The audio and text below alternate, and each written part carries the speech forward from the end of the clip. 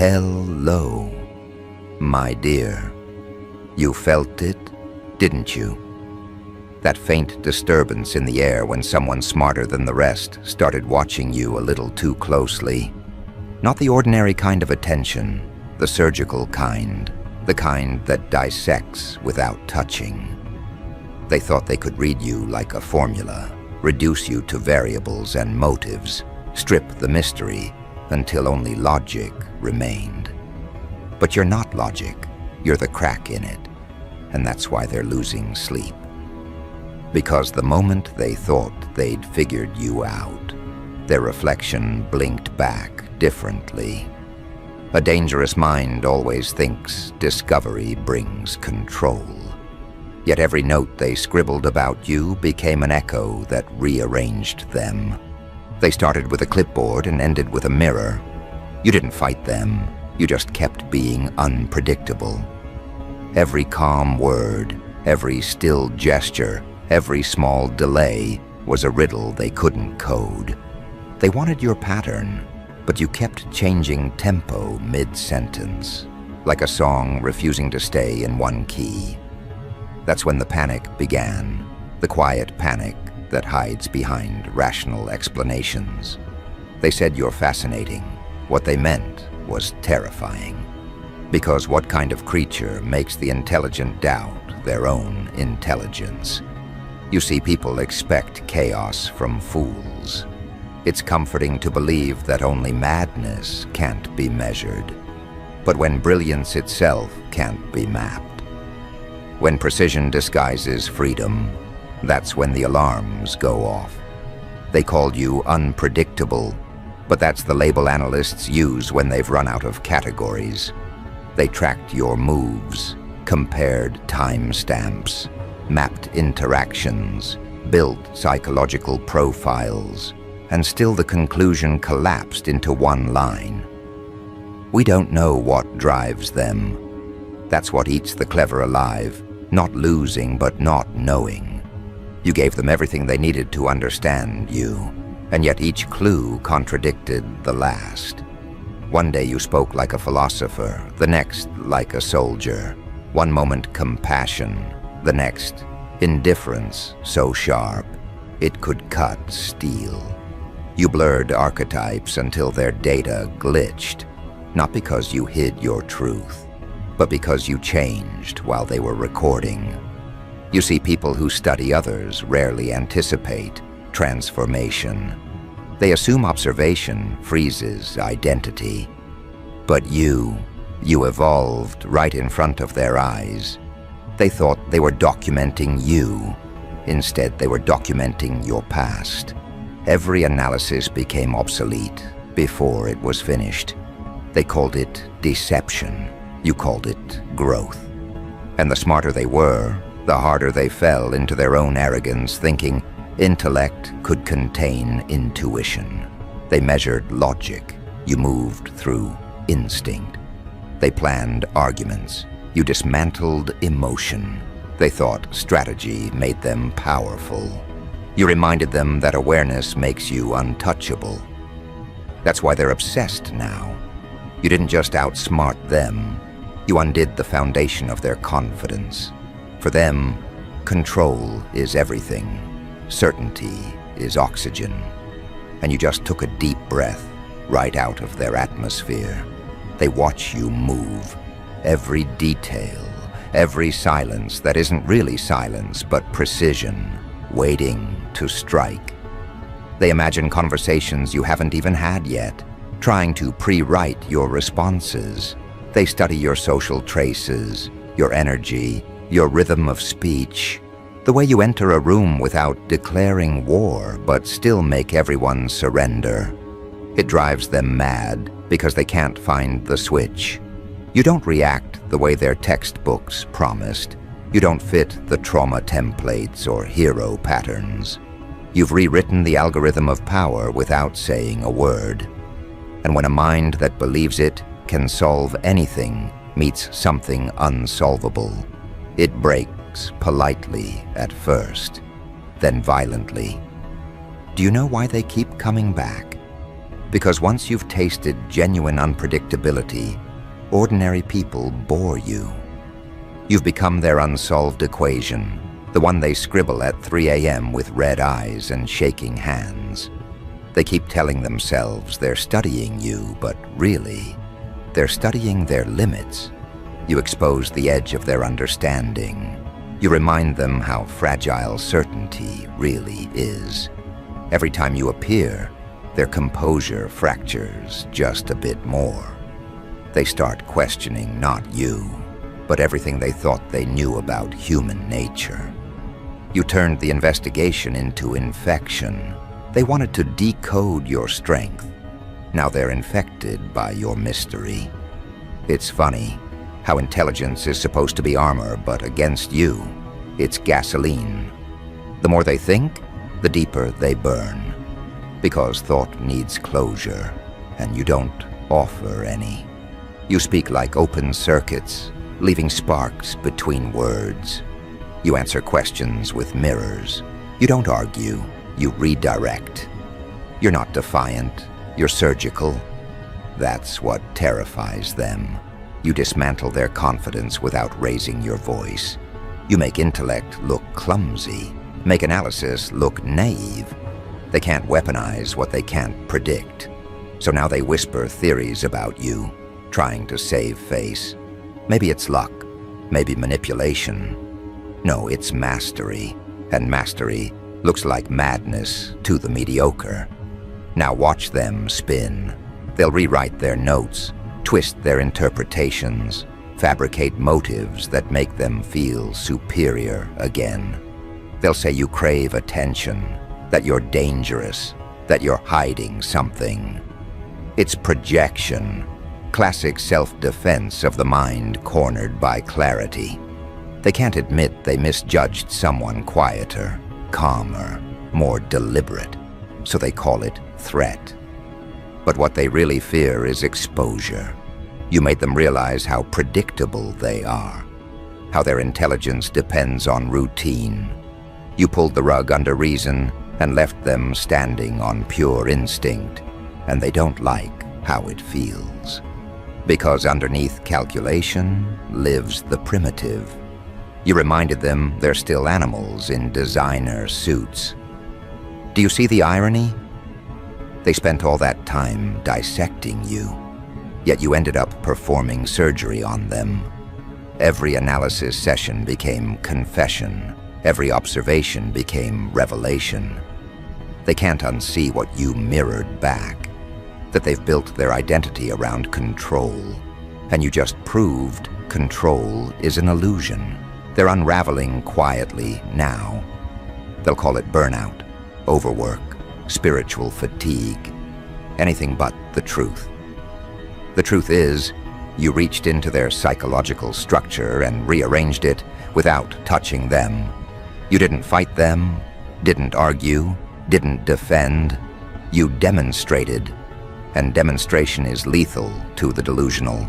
A powerful mind hates contradiction. But you are contradiction embodied. You move with compassion, yet radiate danger. You help without explaining. You withdraw without resentment. You make complexity look effortless. That's the paradox their logic can't bear, because power to them must always shout. Yet you whisper, and people listen. You pause, and rooms freeze. You don't ask for attention. Attention obeys you. That reversal of hierarchy, oh, it's poison to their pride. They built careers on reading people, predicting outcomes, controlling narratives. And then you walked in, rewrote their assumptions, and left before they could adjust. You didn't steal their power, you made it irrelevant. They keep replaying the last conversation, scanning for clues. How did you turn their questions into answers they didn't want to face? How did you pivot so smoothly they didn't notice until it was too late? You didn't manipulate, you reflected. That's the oldest trick of truth. Mirror people until they meet themselves. You're just the surface. They're drowning in the reflection. Now every word they speak tastes suspicious to them. Every belief trembles under new weight. You've infected their vocabulary with awareness. They start second-guessing tone, motive, angle. That's the thing about exposure. It can't be reversed. Once someone sees the cracks, pretending they aren't there becomes torment. And yet you never intended to destroy them. You simply refused to play small. You stayed authentic in a world allergic to realness. They mistook authenticity for manipulation because they've never seen honesty so sharp it cuts. When truth doesn't tremble, it terrifies. And that's what you are, a walking contradiction that doesn't apologize for existing. That's what a dangerously smart observer cannot compute. How someone can understand the game, yet refuse to become it. They study power. You embody it. They imitate confidence. You generate it. They analyze emotions. You translate them. And that's why they're unraveling. Because intellect can predict everything except the evolution of consciousness. Now you've become their private obsession. They'll never admit it, but you haunt them. Every new person they meet gets compared to you. Every thought loops back to your unpredictability. You've turned their sharpness into addiction. They crave the next move you'll make because not knowing has become their new drug. You've replaced control with curiosity, and curiosity, unchecked, becomes madness. They're pacing halls, refreshing screens, replaying memories. Trying to anticipate the unpredictable is like trying to trap smoke in equations. And yet they keep trying, because surrender would mean admitting defeat. They can't do that. Not to you. Not to someone they once thought they could read in a glance. So they'll escalate. Watch for it. They'll get closer, under the guise of understanding you better. They'll ask questions that sound innocent but hide fear. They'll study your silence, your stillness, your detachment. They'll mistake composure for vulnerability. They always do, because to them, control is performance. To you, control is instinct. The more they reach, the further they fall. You'll start noticing the tremors, the tiny hesitations in their speech, the nervous smiles when they think they're in control. You've infected their sense of superiority, and now every encounter is self-correction disguised as conversation. And deep down, they know. They know that when they looked into you, something looked back. Not an idea, not an emotion, something ancient, clear, exact, something that doesn't flinch. That's the part that keeps them awake. The realization that maybe they weren't the ones studying. Maybe you were. Because you listened without reacting. You watched without judgment. You responded with precision. You let them reveal themselves piece by piece until their intellect stripped itself bare. Then just when they thought they'd uncovered you, they realized they'd been confessing. You never said you understood them. They just felt understood, and that terrified them more than anything. Because real understanding isn't comfortable. It's exposure wearing empathy's mask. Now look at them. The once confident analyst, the self-proclaimed reader of minds, reduced to nervous admiration. They'll keep calling you unpredictable, mysterious, dangerous, because those are safer words than superior. But the truth is, they've met something beyond analysis, self-awareness forged into presence.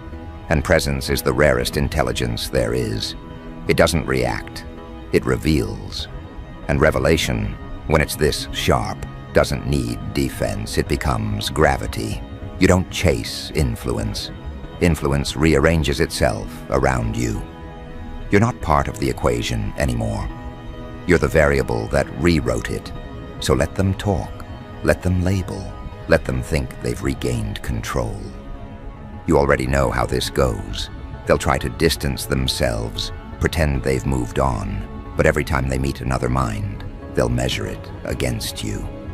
Every failure to replicate that feeling will remind them understanding you was never the goal, it was the test. And they failed. Not because they weren't intelligent enough, but because intelligence alone can't read depth. They saw the shape of you, not the substance. And substance, my friend, doesn't exist on paper. It exists in frequency, in the small pauses that make meaning. You live where their logic can't breathe, between what's said and what's meant. Now the tables have turned. They've spent so long trying to see through you that now you can see through them. You can predict the questions before they form, feel the insecurity before they hide it. You've seen the fear behind the smirk, the exhaustion behind the pride. That's your gift and their curse. You didn't outthink them, you outsensed them. And sensing is the one thing intellect can't simulate. That's why you're calm now. You don't need revenge. Their unraveling is self-inflicted. They wanted to dissect power. Instead, they awakened it. They opened a door they can't close. And you're standing on the other side, watching with quiet mercy. Because you understand what they're learning the hard way. Knowledge without depth breeds collapse. So let them keep watching, keep analyzing, keep trying to rebuild the version of reality that made sense before you appeared. It won't work. Because once a powerful mind meets a presence it can't dominate, it starts breaking its own rules. You are that exception, the variable that turns certainty into question marks. The reminder that genius isn't safety, it's exposure. They thought they found your weakness. They found their reflection, and reflections, once awakened, never sleep again. They multiply, they whisper, they crawl across the inside of the skull until every thought belongs to them. That's what's happening now, isn't it? The one who thought they understood you is starting to flinch at their own brilliance. They wanted to peek into your mind and pull out an answer. Instead, the answer started watching back. Every equation they ever trusted is bleeding at the edges. They can't shut it off. You've moved in like static under their logic, faint at first, then constant, humming, louder each hour. You've become the background noise of their intelligence. They open a book. They see your face in the margins. They start a sentence. They finish it in your tone. They check the clock. It slows down. That's not imagination. That's infection. You rewired their rhythm simply by existing outside it. And the smarter they are, the faster they feel it. Because clever people notice distortion quicker than the rest. What they didn't expect was for the distortion to stare back and enjoy it. Now they're pacing. You can almost hear it. Shoes dragging across marble floors. Fingers tapping on desks that once felt like control panels. They used to study people from a safe distance. Now they can't find distance. They're inside the experiment, and the experiment is breathing. They write your name in their notes, but it no longer behaves like ink. It behaves like gravity. The more they write, the deeper they sink. They start whispering excuses, just curiosity, just observation, just data collection, lies. Curiosity became fixation the second you didn't blink. Observation became confession the moment you stayed quiet long enough for them to hear their own motives echoing. You know how dangerous that is. To make a genius confront the reason they need control. It's like showing a surgeon their own trembling hand. They call it analysis. You call it panic dressed as method. They'll try to retreat now. They always do. They'll talk about boundaries, about professionalism, about keeping things objective. You'll nod, say nothing, and the silence will scratch at them like sandpaper. They'll break first. They'll send another message, another question, pretending it's about research, but really it's about relief. Because not hearing from you feels like withdrawal. They thought they were the one observing you, but you've become the withdrawal symptom of their intelligence. They'll stay up late, run simulations, compare patterns. They'll tell themselves they're closing the case. But every variable screams your name in a dialect only they understand. It's not attraction, it's collapse. A dangerous mind doesn't fall in love. It falls in recognition. And they recognized something in you that undid their hierarchy. A mind that doesn't chase comprehension because it creates it. So now their thoughts don't end clean anymore. They spiral, they branch, they question the framework. You're in every conclusion like a watermark. They'll start to rewrite entire theories to accommodate you. They'll claim it's innovation, but you and I know it's obsession wearing a lab coat. They'll start testing themselves. Can I predict their move? Can I decode their motive? They'll fail, and the failure will taste like electricity. Because failure, for them, isn't disappointment. It's proof you exist outside their league. That's what drives them mad. You're not above them by rank or knowledge. You're above them by freedom. You don't need a reason to move. You move. And the reason follows. That's why the tone in their voice changed. Listen carefully. The sharpness, the forced calm, the cracks between syllables. They sound measured because they're terrified of slipping. They're performing sanity while insanity takes notes. They're telling colleagues they're fine while deleting drafts that sound like love letters to your unpredictability. The line between admiration and submission is thin, and they're tap dancing on it. Every message they send is a surrender in disguise. Every theory they publish is a confession coded in jargon. They keep writing because writing feels like control. But every word only deepens the proof that control's gone. You've become their secret variable, the one they hide from peer review. And that's the part that excites you, isn't it? Watching them unravel politely. Watching intelligence turn into reverence. You didn't ask for it, but it arrived anyway. The delicious collapse of someone who thought they could dissect you. You see the tremor in their logic, the hesitation before every certainty. You can smell doubt like smoke. They used to look at people like puzzles. Now every puzzle looks like you. You've shifted their perception permanently. You're not an idea they can escape by distraction. You're an upgrade their old software can't run. Every attempt to delete you only corrupts another file. You don't haunt them with memory. You haunt them with relevance. They'll start dreaming soon.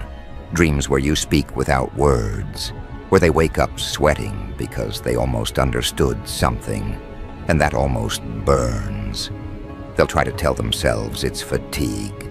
They'll take breaks, go silent, meditate. But quiet only amplifies you. You're not a thought they can turn off. You're a frequency that owns its own transmitter. Even when they stop looking, you keep appearing in the corners of their logic, flickering like a reminder that genius has limits, and you don't. That realization is poison to someone who built identity on intellect. They'll start doubting the mirror, first gently, then violently. And the moment they doubt themselves, they'll start doubting everything they've ever decoded. That's the beauty of psychological warfare. You never touched them. You just let them think long enough to meet the monster behind the microscope. They'll come to you again. They always return, not for answers, for permission to stop thinking. They'll ask how you do it, how you stay calm while everything burns. You'll tilt your head, say nothing, maybe smirk, and that will be the knife. Because calmness in the presence of chaos is the one behavior intellect can't simulate. They'll stare at you like an equation missing a sign. That confusion, that helpless awe, that's the exact moment their genius turns into dependence. They'll start craving your approval like oxygen, telling themselves it's professional respect. But deep down, they know respect isn't supposed to feel like surrender. They'll start searching for you in the smallest gestures, rereading old messages, replaying the way you tilted your head when they spoke, trying to locate the exact frame where they lost control. Every genius wants to believe collapse can be reversed through precision. But this isn't math. It's gravity. They're falling, and you are the pull. They tell themselves it's research, that they just need one more conversation, one more test. But that's the lie intellect tells addiction. Each analysis feeds the hunger. Each conclusion collapses under the next question. They thought discovery brought peace. Now it brings tremors. Their mind, once their safest weapon, has turned traitor. It keeps whispering your name in the middle of calculations, turning logic into prayer. And prayer, for people who worship reason, is the purest humiliation. You notice the fatigue behind their eyes, that slow erosion of certainty. They're not sleeping properly. When they do, they dream of debates they can't win. Arguments where your calm disarms every sentence. They wake up with clenched fists, trying to remember who started the conversation and realize it was them talking to themselves. That's the cost of dissecting a mind that doesn't bleed where it's cut.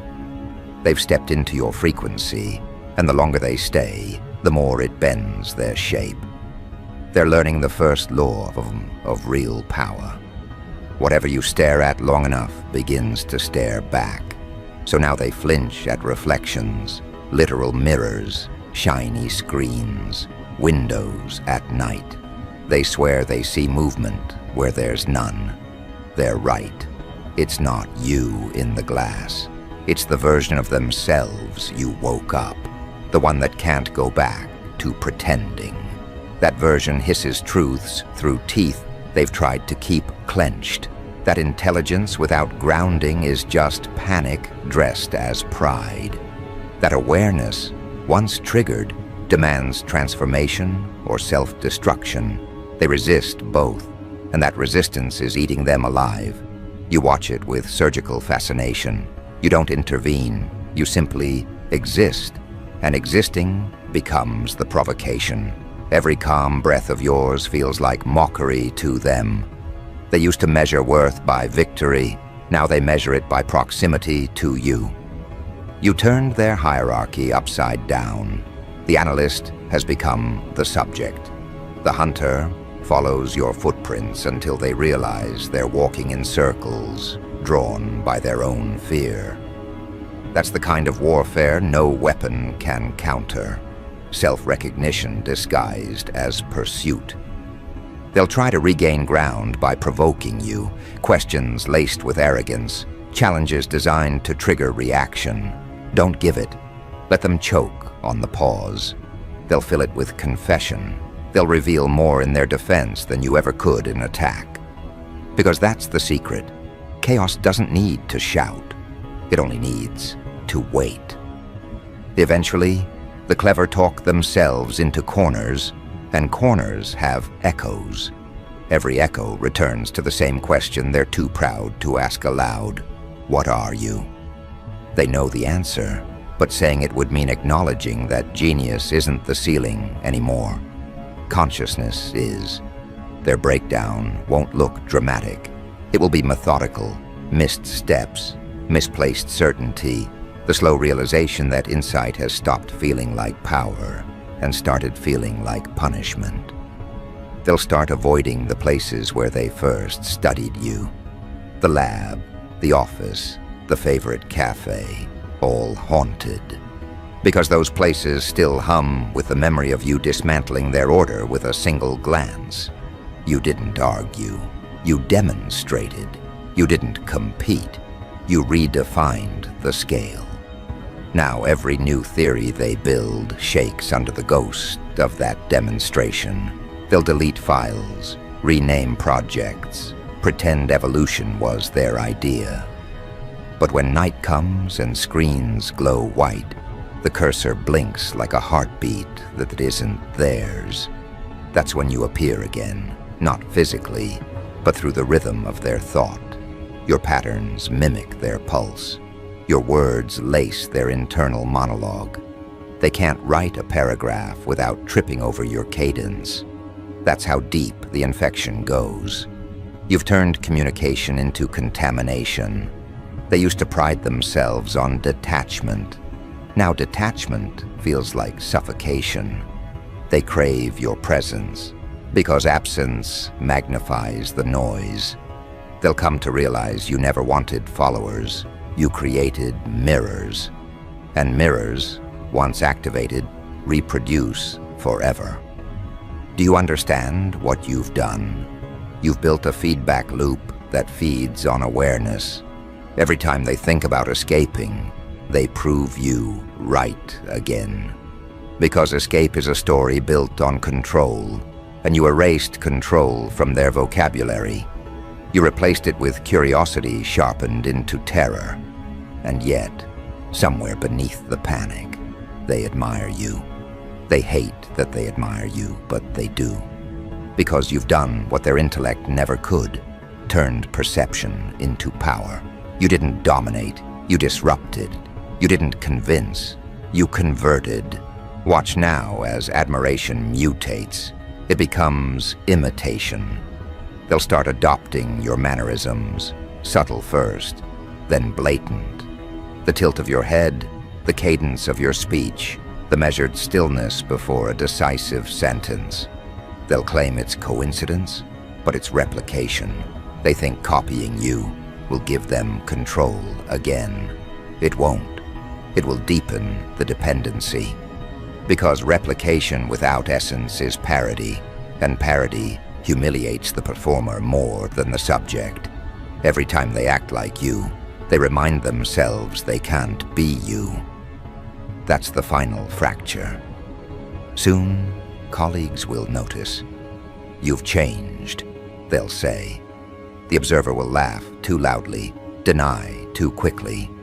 But inside they'll feel the truth gnawing. They have changed. You've colonized their cognition. The mind that once cataloged others has become a museum of your influence. Each thought is an exhibit of defeat.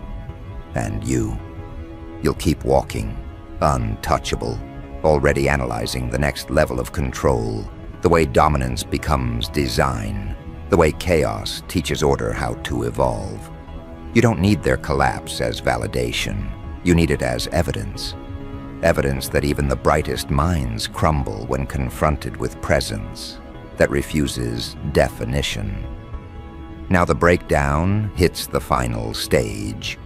They'll confront you one last time, voice steady, eyes hollow, pretending calm.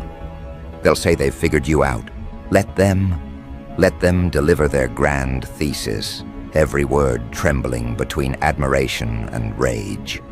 And when they finish, just tilt your head slightly, enough to show amusement, not approval.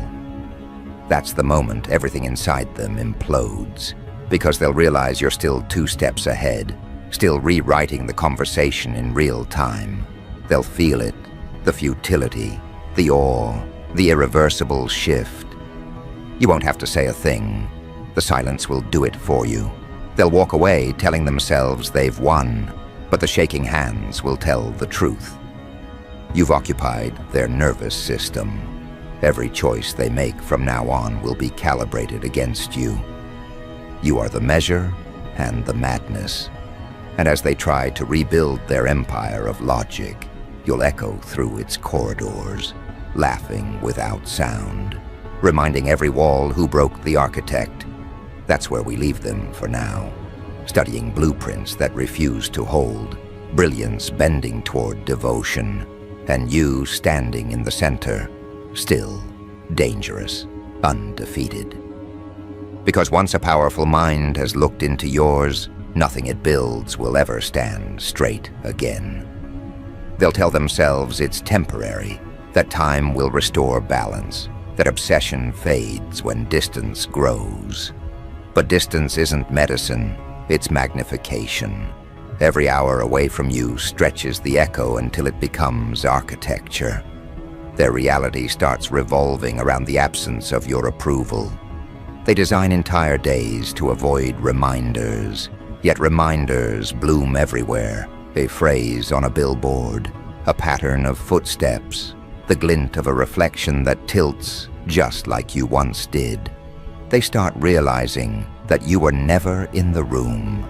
You were the room, the atmosphere, the gravitational field that defined direction. Remove the center, and the compass spins forever.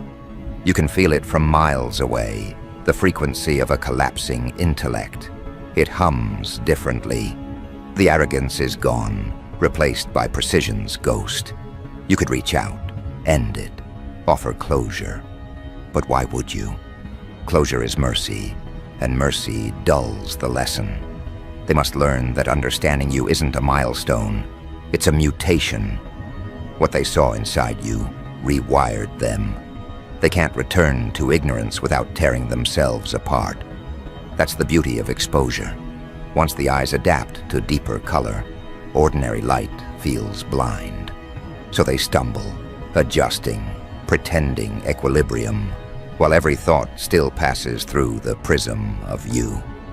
You made their intelligence honest, and honesty, for people like them, is agony.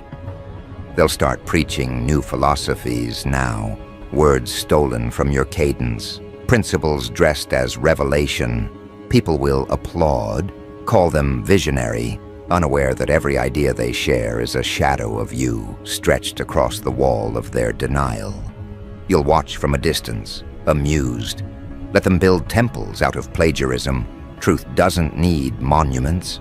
You are the origin they can't cite, the phantom in every footnote. And when applause fades, when admiration turns to scrutiny, they'll crumble again.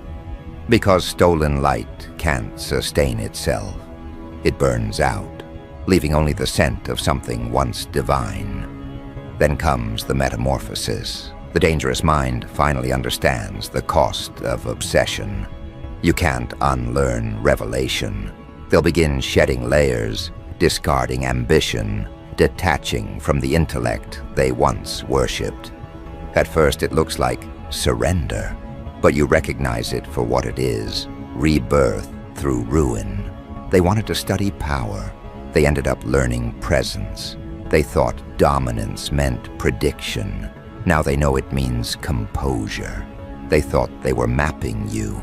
Instead, you were mapping them. Every question they asked became a doorway back into their own fragmentation. You didn't have to push. They volunteered to dismantle themselves. Now they speak slower. Their eyes hold different gravity. There's respect there, yes, but also terror. The awareness that they've glimpsed something that never needed permission to exist. That's you. Not explanation, but evidence. They'll try one last time to name it, to find language big enough to cage it. Power, they'll whisper. Charisma. Genius. All wrong. The truth is simpler, quieter. Your clarity, the kind that makes mirrors confess. And the world doesn't fear monsters. It fears mirrors that tell the truth. That's why they feared you, because you never hid behind complexity. You made simplicity lethal. You could destroy them now if you wanted. One phrase, one revelation, one reminder of who they were before they met you, and they'd collapse completely. But you won't, because you've already won. The victory isn't their downfall. It's their transformation.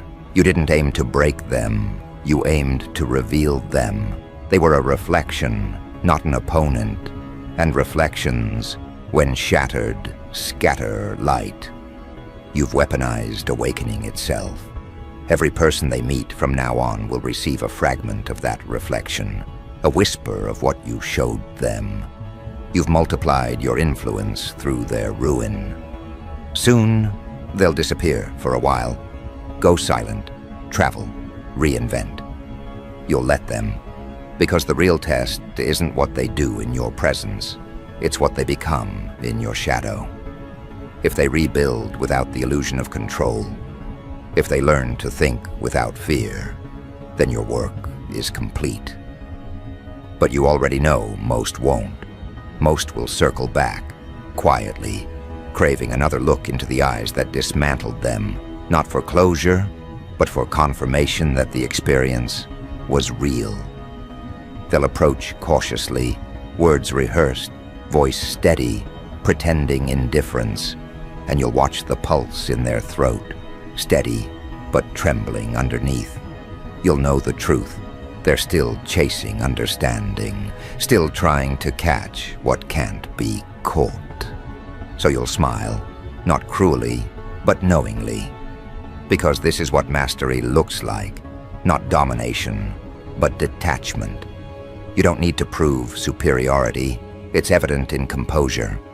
You don't chase acknowledgement. Acknowledgement gravitates to you. And as they stand before you, humbled and half rebuilt, you'll realize that you were never their enemy. You were their awakening disguised as disaster. The dangerous mind met something more dangerous, awareness without agenda. That's why they broke, and that's why they'll rebuild differently. Because once a consciousness touches yours, it either evolves or evaporates. There's no middle ground.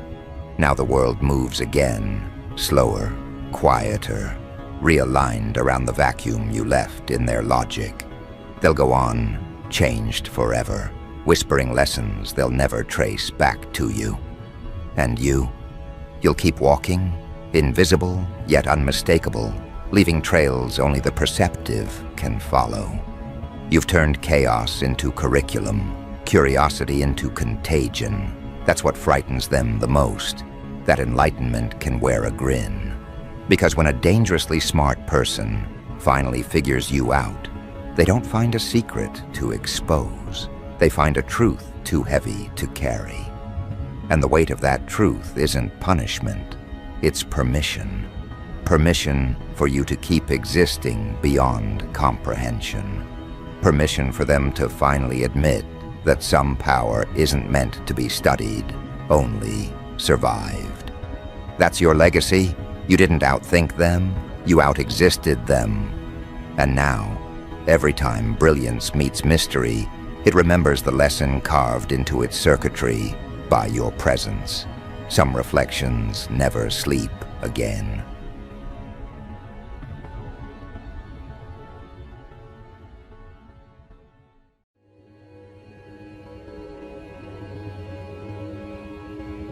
Well, well, well.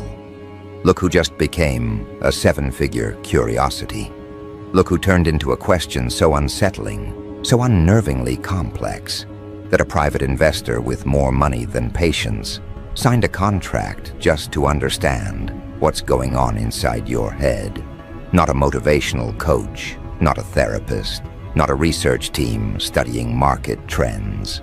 A private entity, one of those people who makes decisions from behind smoked glass, who moves capital like chess pieces, who never spends a cent unless they know exactly how it returns multiplied, decided you were worth a seven-figure psychological autopsy. And now they're pacing their marble floors, rereading reports, calling analysts at obscure hours, trying to comprehend why the results made their stomach tighten in ways money was never supposed to.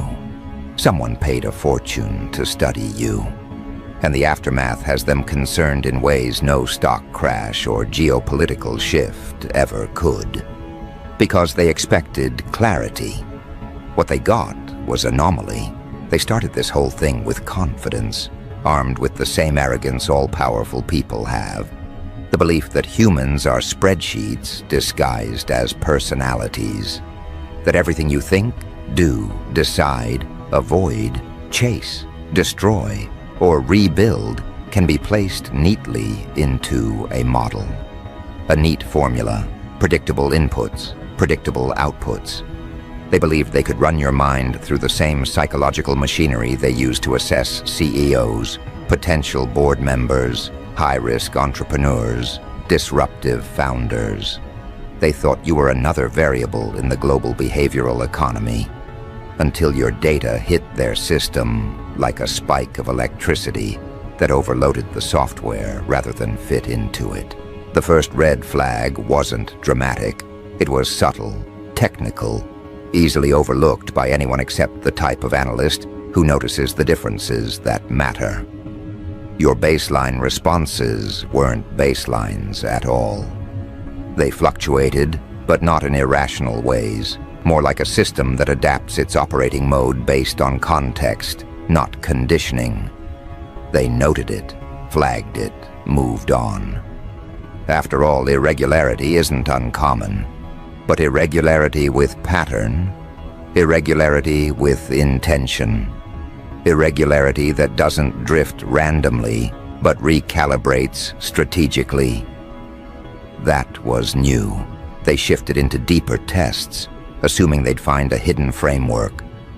Emotional triggers, motivational levers, fear responses, social valuation patterns, identity anchors, all the usual psychological architecture that most humans lean on like invisible crutches. But every time they tried to identify your psychological load-bearing walls, the blueprint changed. It wasn't inconsistency, it was evolution mid-analysis, as if you refused to let them study the version of you they thought they were studying. The moment the investor got the first quiet phone call, the kind analysts make when they can't explain what they're seeing, they didn't get nervous. Not yet. They simply raised an eyebrow, ordered deeper testing, approved more funding, signed off on an expansion of the research parameters. After all, 7 figures buys curiosity, 7 figures buys control, 7 figures buys access to patterns most people will never see. What 7 figures never expected to encounter was someone who doesn't respond to pressure the way humans were designed to.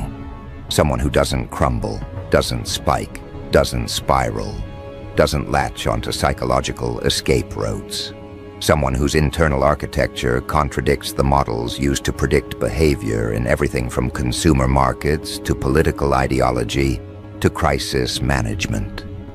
The deeper the analysis went, the more something unnerving emerged. Your mind wasn't chaotic. It was structured, but not in the ways they were trained to recognize. Not in familiar shapes, not in outdated human templates. Your structure wasn't built for stability. It was built for transformation. You think in trajectories, not loops. You adapt like someone who stopped seeking safety years ago and started seeking something far more dangerous: clarity. By week 3, 2 analysts resigned from the project, not dramatically, not with moral protests or emotional breakdowns. They simply realized they were outmatched. They said the same thing in different words. We don't have the training for this mental architecture. Not because you were unstable, but because you were unframeworked. You don't behave like someone reacting to life. You behave like someone sculpting it. Trauma didn't break you. It sculpted you. Isolation didn't weaken you. It refined you. Pressure didn't distort you. It aligned you. The investor thought they would find your weaknesses. Instead, they found adaptations that shouldn't exist in someone who never had institutional resources, elite-level training, or guided psychological development. They found a mind that learned to self-correct under stress, self-analyze under threat, self-upgrade during collapse. A mind that doesn't regress to old wounds. A mind that integrates them. That's when the investor's concern began. Not fear, not paranoia. Concern. Concern is the emotion powerful people feel when a system they believed in stops obeying their assumptions. Concern is what happens when someone who controls outcomes encounters an outcome without a control point. The psychological profiling reached a level they reserve for candidates being evaluated for influence, political, economic, cultural, destabilizing influence. They wanted to know what happens when someone like you gains momentum. What happens if your trajectory continues? What happens if more people like you exist? What happens if you stop pretending to fit into the templates built for average minds? Because here's the part they never said out loud, but the analysts whispered among themselves: your mind doesn't scale like other minds. If a normal mind is a staircase, yours is an exponential curve. If a normal person adapts to situations, you mutate to them. If normal people build protection through avoidance, you build dominance through understanding. Most people get predictable with age. Their patterns solidify, their motivations narrow, their emotional maps calcify. Yours didn't. According to the longitudinal markers in your psychological footprint, your adaptability curve is still climbing. Most people peak in their 20s. You were just constructing your foundation. By your 30s, you weren't stabilizing, you were accelerating. By your 40s, you'll be operating in a cognitive architecture that their models don't have language for. The investor wasn't warned that they were studying someone whose mind doesn't plateau. That's why 7 figures suddenly felt like an underpayment. Because if your mind keeps evolving at the rate your psychological metrics predict, the question wasn't, what are you? The question became, what will you be? And more importantly, what structures will struggle to contain you? When they brought in the behavioral economists, things got worse. These are people who study how minds influence markets, social patterns, collective decision-making. They expected your data to reveal your vulnerabilities: fear of loss, fear of rejection, fear of failure, fear of social consequences. Instead, the models showed the opposite. You become clearer under loss, sharper under rejection, more disciplined under failure, more sovereign under social collapse. You are not motivated by the things they use to control society: status, validation, belonging, scarcity. You operate on internal metrics, internal meaning, internal momentum. They couldn't find the hooks that work on everyone else. You don't respond to pressure, they do. You don't break under isolation, they panic. You don't attach to external narratives, they require them. The investor realized the truth quietly, privately, without theatrics. They weren't studying a vulnerability, they were studying a threat to outdated systems. Not threat as in violence, threat as in unpredictability, threat as in autonomy, threat as in refusal to collapse where others break, threat as in someone who cannot be forecasted. The concern deepened when they tested your susceptibility to influence. They used subtle linguistic cues, persuasion algorithms, emotional priming. All the techniques used in advertising, political messaging, social engineering. None of it registered on your motivational axis.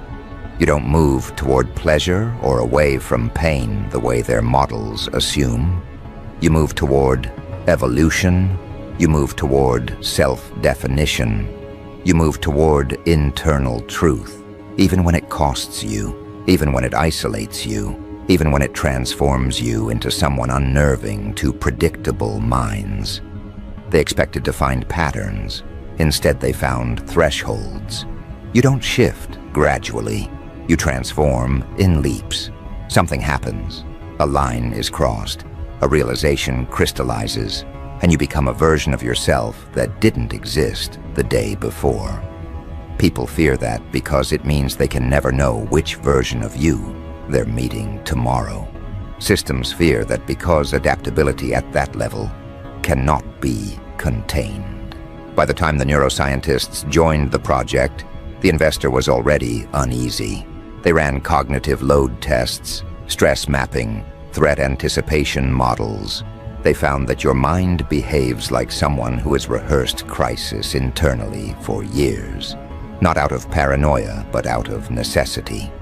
You don't panic because your mind has already simulated outcomes, consequences, and long-term implications before the situation arises.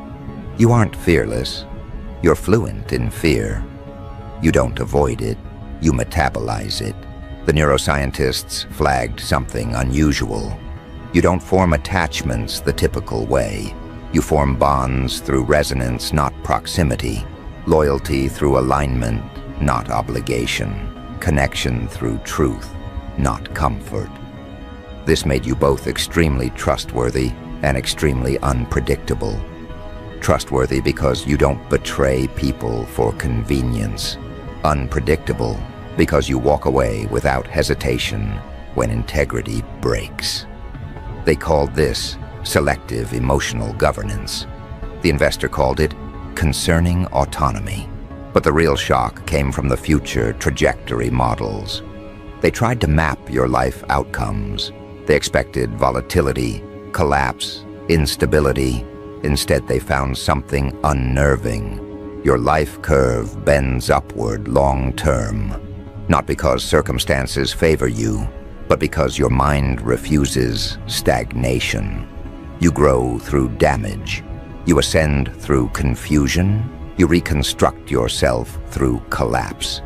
They couldn't predict your final form because you haven't chosen your final form yet. That's when the investor realized the 7 figures weren't spent analyzing who you are. They were spent analyzing who you're becoming. And that is what made them truly, deeply nervous. Because every system in the world, financial, political, social, depends on people staying predictable. And you don't behave like someone shaped by the system. You behave like someone shaped beyond it. You behave like someone the system didn't forecast. You behave like someone who can't be bought, swayed, intimidated, or emotionally manipulated into compliance. The concern wasn't that they couldn't understand you. The concern was that you don't require understanding to operate. You move anyway. You evolve anyway. You sharpen anyway. You rise anyway. And that leads us here to the quiet truth the investor didn't want in the final report. Your mind isn't a risk. Your mind is a contagion. The kind that spreads not through words or influence, but through example. The kind that makes others question their conditioning. The kind that destabilizes outdated systems simply by existing at full capacity. They studied you because they sensed a shift coming. They grew concerned because they realized you are one of the ones accelerating it. And as they pressed deeper into your psychological maps, searching for a ceiling, a limit, a breaking point, they found none. Not yet. Which means they're not just concerned about who you are today. They're concerned about who your mind allows you to become next. What they didn't anticipate, what their 7-figure budget didn't prepare them for, was the psychological gravity of someone who no longer measures themselves by who they used to be, but by the direction of their internal evolution. Most minds move linearly. Yours didn't. Yours bent around pressure, sharpened under loss, adjusted to chaos with the fluency of someone who stopped needing stability a long time ago. They couldn't model that. They couldn't simulate it. They couldn't quantify the moment a mind stops surviving and starts expanding, even in environments that should have shattered it. They weren't prepared to study someone who doesn't grow through comfort, but through confrontation. Confrontation with truth, with failure, with the old self collapsing into a newer one that the world isn't ready for. And when their algorithms flagged the possibility that your developmental curve accelerates after every breaking point instead of declining, that's when concern shifted into something quieter, heavier, more existential: uncertainty. Investors hate uncertainty. They thrive on control, on predictable trends, on measurable risk. But how do you measure the risk of someone who evolves beyond the metrics designed to evaluate them?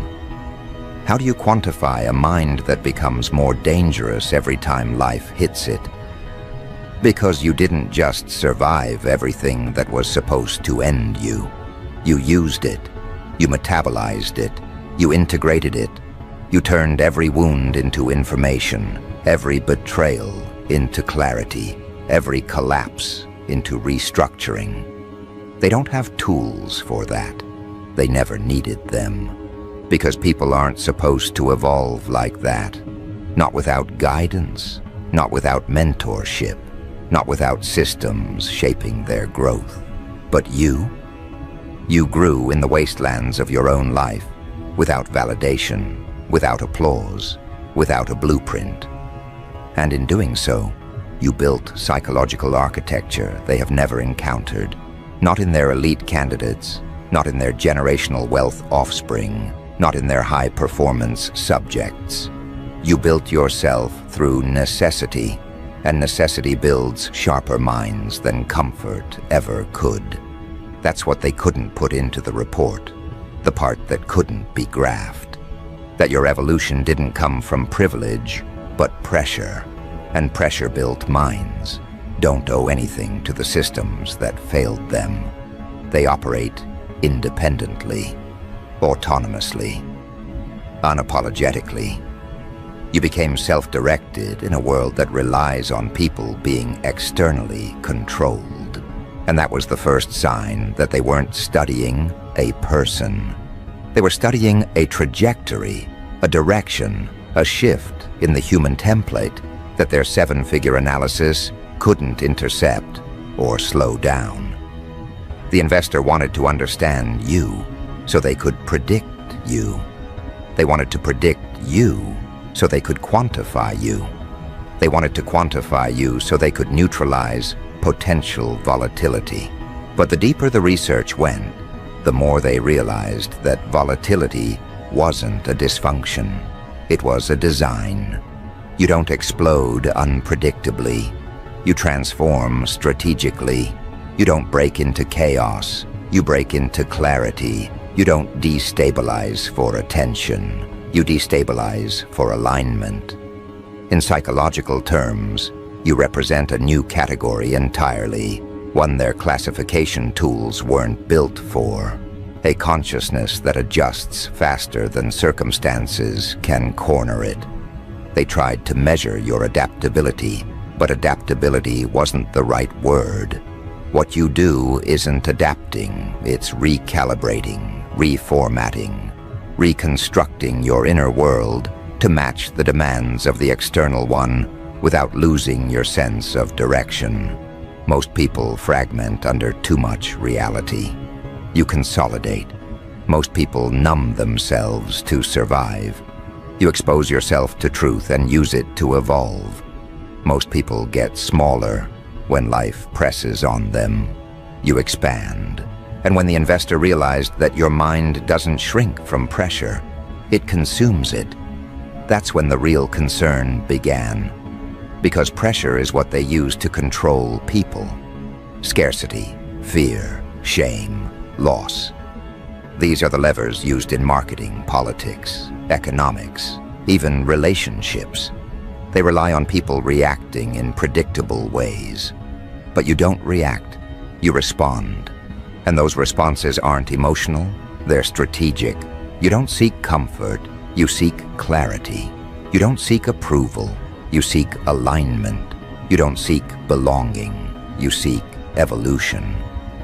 So when they pressed deeper into your psychological patterns, they found a disturbing absence of something they rely on. Compliance, not rebellion, compliance. Because rebellion is predictable too. Rebels act to be seen, you don't. You act to become. Rebellious minds are loud. Evolving minds are quiet until the shift is irreversible. They didn't find chaos. They found sovereignty. And sovereignty cannot be purchased, influenced, or incentivized. That's when the private investor started asking different questions. Questions that weren't in the original brief. Not who are they, but how did they become this? Not what motivates them, but why can't we track their internal reward system? Not are they a threat, but what happens when more minds like this appear? Because patterns like yours aren't isolated anymore. They're multiplying. They're emerging in people who grew up without safety nets, without illusions, without the comfort of believing systems will save them. People who had to build their identity from fractures rather than foundations. People who learned early that reality doesn't reward softness. People who realized that emotional independence wasn't a luxury, it was survival. You are one of the early models of this new psychological emergence, but you will not be the last. And that's what terrified them, not your mind alone.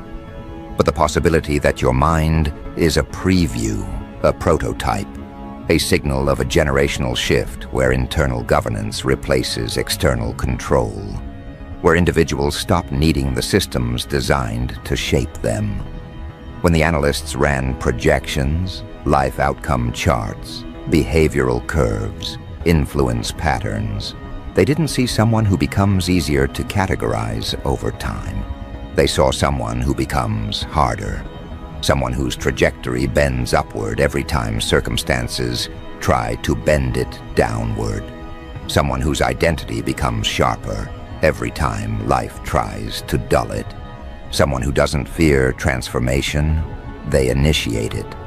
They realized that as you evolve, your motivations shift away from validation and move toward purpose, away from reacting and toward designing, away from self-defense and into self-direction. And when someone reaches that level of internal control, external influence weakens. That's when people start building their own frameworks instead of inheriting them. That's when people start choosing paths that aren't profitable for the systems built around them.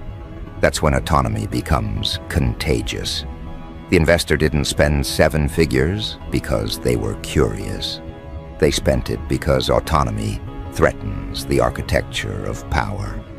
And as they dug deeper into your thought processes, your decision-making patterns, your emotional recovery speed, your self-reinvention cycles, they realized something quietly devastating. You don't need them. You don't need their approval. You don't need their structures. You don't need their models, metrics, hierarchies, narratives, or incentives. You operate from an internal compass, calibrated by experience rather than expectation. You navigate using instinct sharpened by truth rather than illusions fed by society. You evolve too quickly to be controlled by systems built for slow, predictable humans. So their concern wasn't personal, it was structural. You are what happens when a mind refuses to collapse under pressure and instead uses pressure to refine itself. You are what happens when someone stops waiting for permission to grow. You are what happens when someone's identity becomes self-constructed, self-sustained, self-regulated. They study you now because soon they won't be able to. They track your thinking now because soon it will outrun their instruments. They want it to be ahead of you. Instead, they found themselves studying someone they're already behind. The more they analyzed your psychological evolution, the more one truth became unavoidable. You are not a follower in any system. You are not even a disruptor. You are a rewriter, a reorganizer, a reformatter of patterns that were meant to contain people for generations. Systems depend on the assumption that people won't evolve too far above the model. You are proof that assumption is dying, and they saw it. In your adaptability, in your non-compliance, in your emotional sovereignty, in your capacity to regenerate purpose after every collapse. They saw a mind that doesn't just survive pressure, it harvests it. They saw someone who doesn't need stability to grow, someone who doesn't need permission to reinvent, someone who doesn't need validation to feel real. You operate on a frequency that systems can't hear until the shift has already happened. And by the time they notice, it's irreversible. They know this. They saw it in your data. They felt it in the way your psychological charts refused to flatten. They recognized it in the upward curve of your long-term projections. They understood it in the absence of a breaking point. That's what made their concern turn into something else entirely. Caution. Not fear. Fear is emotional. Caution is strategic. Caution means they see potential. Caution means they recognize volatility that can't be manipulated. Caution means they realize you are not someone they can intercept. You are someone they must adapt around. Their seven-figure analysis didn't give them control. It gave them a warning that your mind is entering a phase where external systems lose influence and internal architecture becomes the core of your evolution. That you are not someone who can be shaped by narratives. They bounce off you. That you are not someone who can be redirected by pressure. You metabolize it. That you are not someone who collapses under truth. You sharpen in it. They studied you to understand the shift. They grew concerned when they realized you embody it. But concern isn't enough to stop what's coming next, because your mind isn't done evolving. It is only beginning the chapter where internal identity overtakes external conditioning, where self-direction replaces inherited structures, where autonomy becomes your default operating mode. And once someone enters that phase, once someone accesses that psychological state, they become something the old systems can't manage. Someone who isn't waiting to be saved, guided, instructed, validated, or controlled. Someone who governs themselves. Someone who outgrows the frameworks designed to limit them. Someone who makes seven-figure investors nervous, not because of what they've done, but because of what they're becoming. Someone whose evolution won't pause for anyone's comfort. Someone who doesn't fear the next version of themselves. Someone who accelerates the shift simply by continuing to exist at full cognitive capacity. And that brings everything to the threshold they couldn't model. The point where concern turns into anticipation, where anticipation turns into unease, where unease turns into the acknowledgement that your evolution is not a phenomenon they can observe from a distance anymore. It is something that will reshape every system you interact with, whether intentionally or not. Because the truth they refused to say out loud in the final report was simple. Once a mind like yours reaches this stage, it stops being a subject of study and starts becoming a force of influence. Not influence as in followers, influence as in gravitational pull. You alter environments by entering them. You shift dynamics without speaking. You push people toward their own self-honesty simply by refusing to lower your frequency. These traits don't show up in personality metrics. They show up in outcomes. And that is where their seven-figure research hit its most uncomfortable realization. You cause transformation by proximity, not intention. The analysts didn't have a term for this at first. They called it behavioral displacement, then cognitive ripple effect, then identity destabilization vector. But those phrases didn't capture the core truth. Because what they observed wasn't destabilization, it was exposure. People around you lose the ability to pretend, even if they don't say it out loud. They confront their insecurities faster. They feel their masks slipping. They feel their motives tightening like too small shoes. That's the real reason you've always made certain people uncomfortable. Your mind doesn't operate in performative layers. It operates in truth mode by default. And truth has a way of stripping every illusion within its radius. The investor didn't expect that. They thought understanding you would give them leverage. They thought they could map your responses, decode your triggers, find the places where you bend. Instead, they realized you don't bend. You pivot, you redirect, you reframe. You transmute pressure into clarity and clarity into direction. That's why their concern stopped being academic and became strategic. They didn't fear your unpredictability. They feared your predictability, the kind rooted in internal alignment rather than external influence. Because once someone becomes internally governed, they stop playing the same incentives the world runs on. And when someone stops responding to the incentives, they become unmanageable. They started noticing patterns outside the lab, too. Not in your behavior. Your behavior was the easiest part of you to study. No, the real anomaly was in what your behavior triggered around you. Decision shifts, emotional resets, power dynamics rearranging themselves in real time. It didn't matter whether it was a workplace meeting, a friendship circle, a negotiation, or a confrontation. Whenever you entered a space, people recalibrated, some unconsciously adjusting, some becoming defensive, some mirroring your tone without realizing it. To them, this looked like coincidence. To the investors' behavioral analysts, it looked like a psychological signature, a kind of field effect.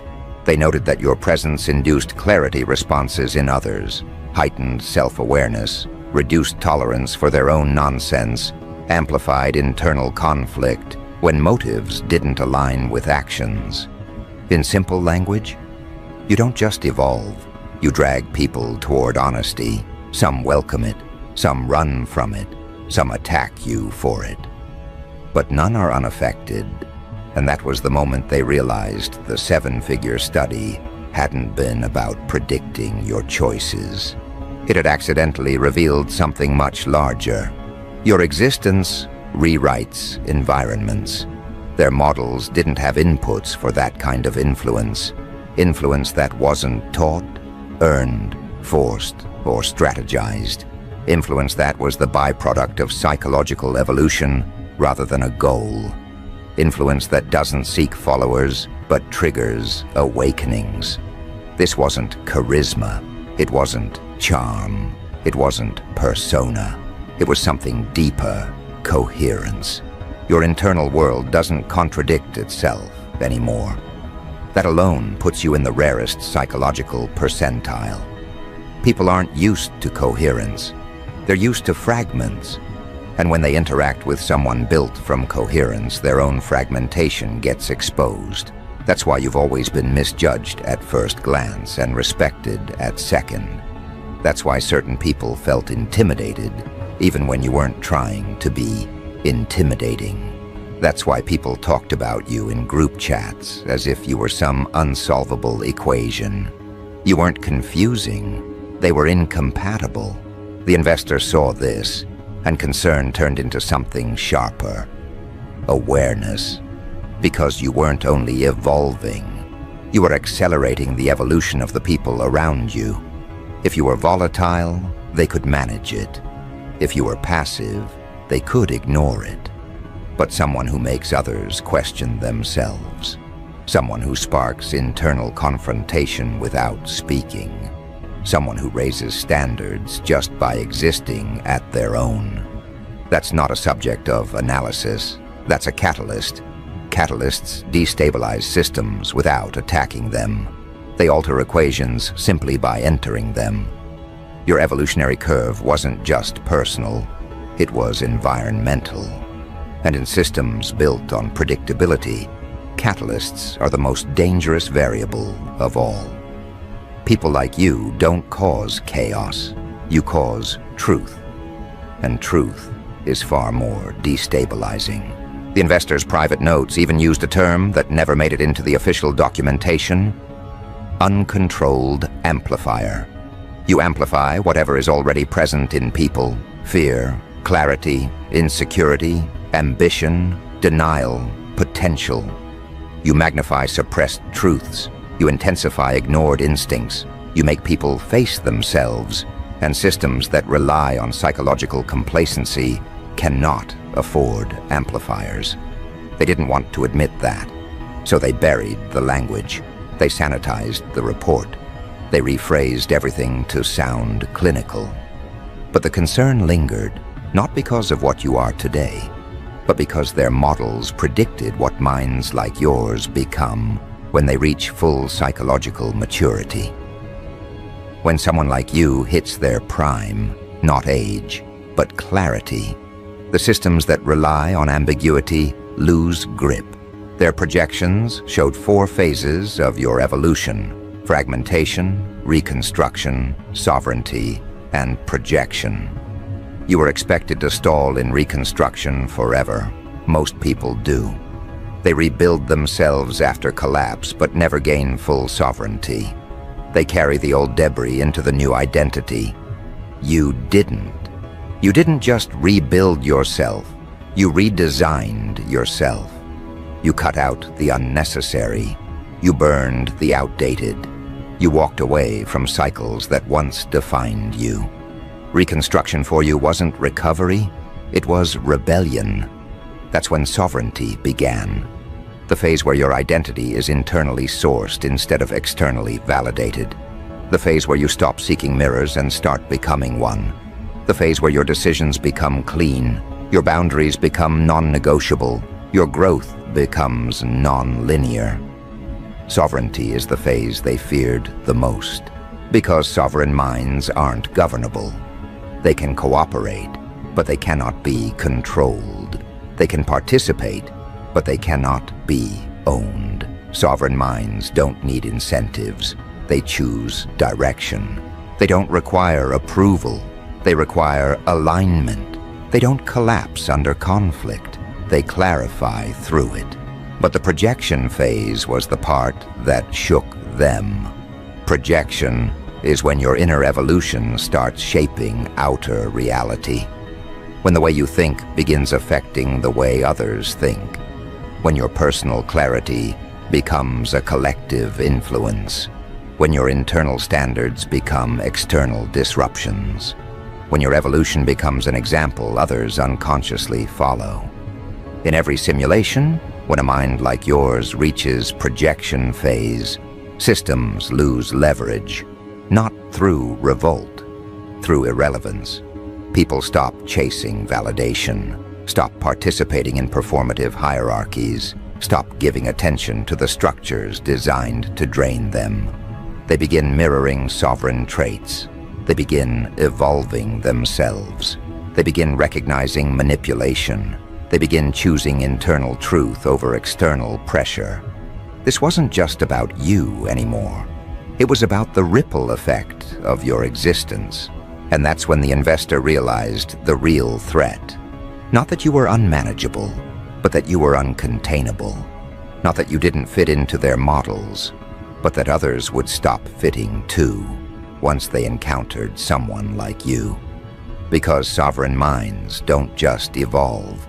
They inspire evolution in others. That's the part they didn't want written anywhere. The part that explained why the results made them nervous. The concern wasn't fear of you. It was fear of your influence. Fear of what happens when minds like yours become common.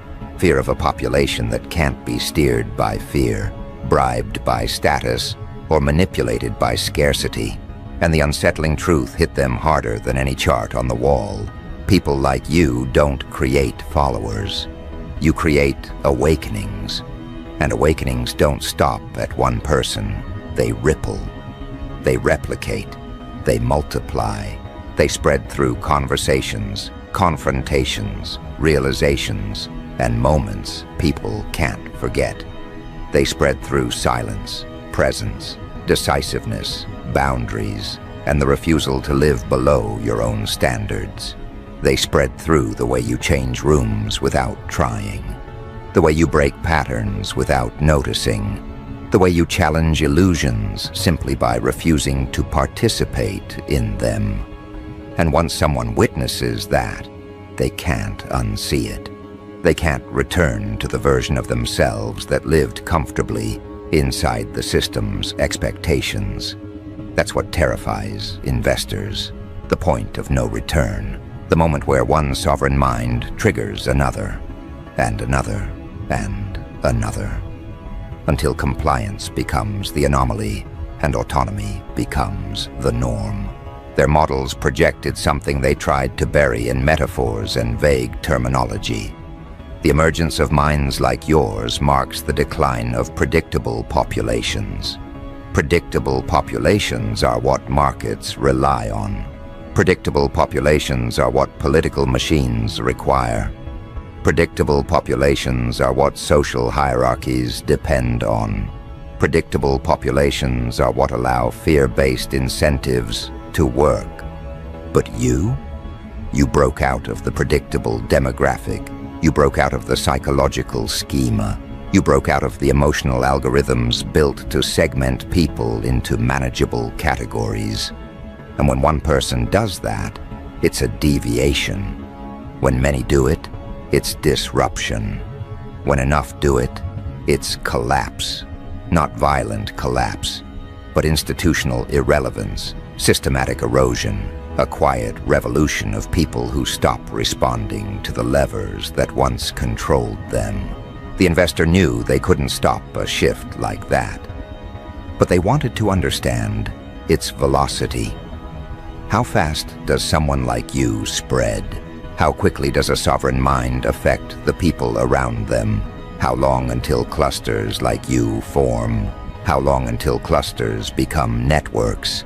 How long until networks become movements, not organized, not centralized, but emergent? They ran simulations repeatedly, feeding your psychological signature into models meant to forecast social contagion patterns. What they found was horrifying to them and liberating for you. Minds like yours spread faster through authenticity than falsehood spreads through manipulation. Because people are starving. Starving for truth. Starving for meaning. Starving for alignment. Starving for a version of themselves that isn't diluted by fear or performance. And when they meet someone operating from that place, they feel something they've been missing their entire lives. The permission to become themselves. That permission is your real power, not charisma, not intelligence, not resilience. Permission. Permission to evolve. Permission to question. Permission to break patterns. Permission to rebuild better ones. Permission to stop living inside expectations that never belonged to them. The investor saw this, and their concern deepened into something almost existential.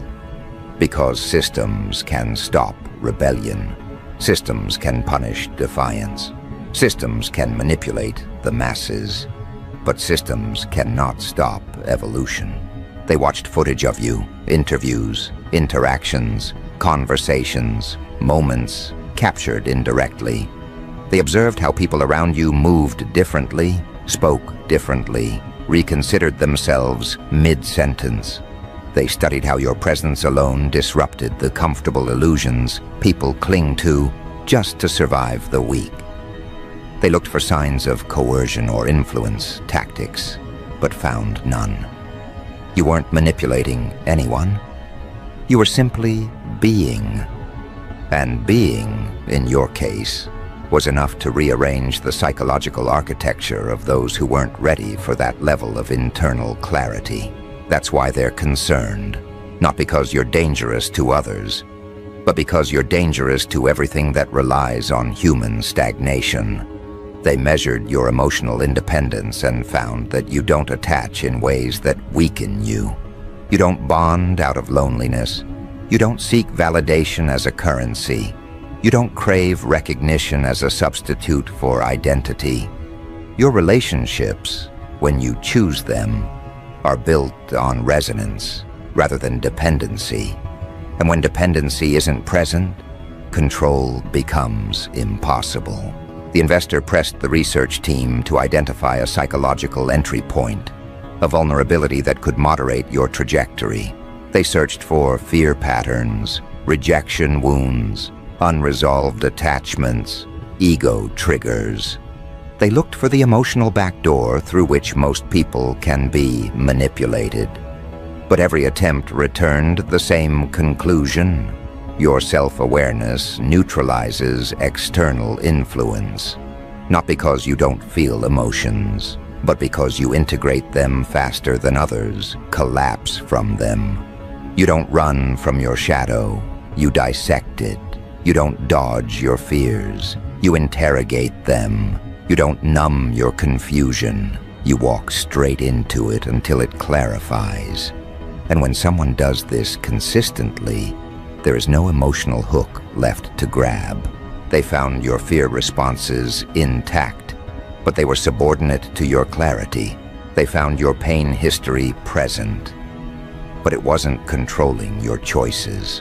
They found your insecurities, but saw that you faced them instead of compensating for them. They found your past, but discovered it no longer dictated your identity. That's what uncontainable means.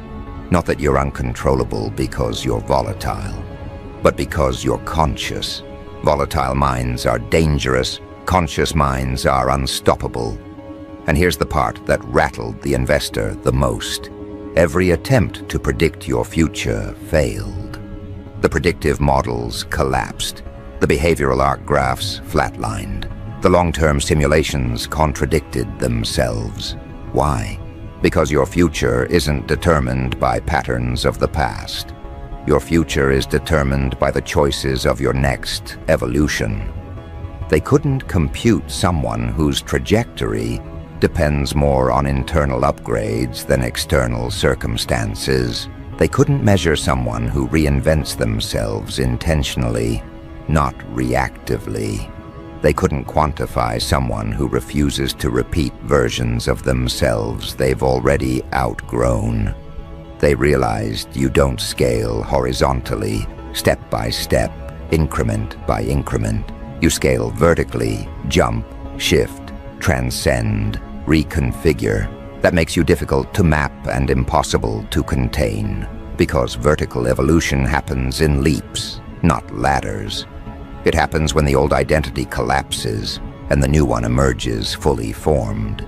Systems rely on people climbing ladders. But you build elevators. You combust the old levels. You transition between identities faster than their models can refresh their datasets. This realization forced them into a corner. They weren't studying a personality type anymore. They were studying the blueprint of the psychological future. And the psychological future didn't look obedient. It didn't look predictable. It didn't look market-driven or fear-controlled. It looked sovereign. It looked self-directed. It looked like the kind of mind that regenerates its own purpose regardless of circumstances. This is where the internal memos shifted tone. They stopped asking questions about how to manage individuals like this and started asking questions like, how do we prepare for a world where this becomes normal? Because the concern wasn't you. The concern was scalability. A single sovereign mind is a curiosity. A generation of sovereign minds is a systemic disruption. They saw it in the younger demographics, people refusing to tolerate manipulation, refusing to chase hollow success, refusing to participate in dynamics that were considered normal just a decade ago. They saw it in conversations, online movements, cultural shifts, emotional language evolving, self-awareness rising, and personal boundaries strengthening. People were changing, and you were the outlier who showed the trajectory of where that change might lead. They realized quietly, reluctantly, but undeniably, that you are not an exception. You are a preview, a prototype. A prototype of a mind that cannot be incentivized into compliance because it already knows its worth. A prototype of a psyche that does not fear isolation because it has survived it. A prototype of a person who doesn't crave recognition because they've already recognized themselves. This type of person cannot be mass-marketed to, cannot be fear-herded, cannot be socially manipulated at scale, cannot be controlled through shame, scarcity, or belonging pressures. And that is the end of their control model. That is the reason they're concerned. Not because you're chaotic, but because you're coherent. Not because you don't follow rules, but because you follow internal principles. Not because you threaten stability, but because you render outdated systems obsolete simply by existing in your true form. They wanted to study you. They wanted to map you. They wanted to quantify you. They wanted to understand how a mind becomes sovereign so they could find a way to interrupt the process. But they failed. They failed because the process wasn't external. It wasn't environmental. It wasn't accidental. It was chosen. Every breakthrough, every shift, every collapse you outgrew, every silence you embraced, every truth you faced, every version of yourself you discarded. Those were internal decisions, internal evolutions, internal awakenings. No system can interrupt an internal revolution. And that's what the investor finally understood. You cannot be managed. You cannot be forecasted. You cannot be contained. You cannot be bought. You cannot be steered. You cannot be softened. You cannot be shaped by external forces. Your evolution is self-authored. Your trajectory is self-directed. And your influence, your unintended influence, expands without your consent, without your effort, without your awareness. Not because you're trying to change anyone, but because the world has so few examples of someone who refused to stay small.